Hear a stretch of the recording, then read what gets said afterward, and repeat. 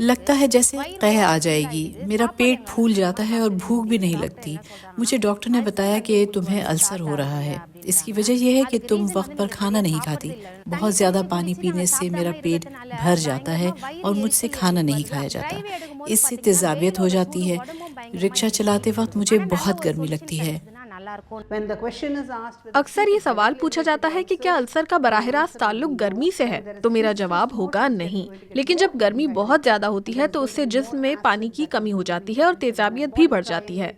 हल्की ग़िज़ा का इस्तेमाल करें, जैसे छाछ, बाजरे का पानी या फिर चावल का पानी।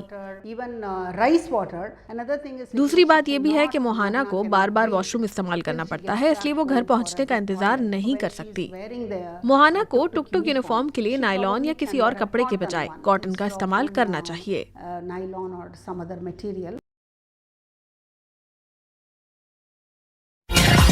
आपकी और हमारी पहचान FM G-Way Pakistan, Pakistan, Pakistan.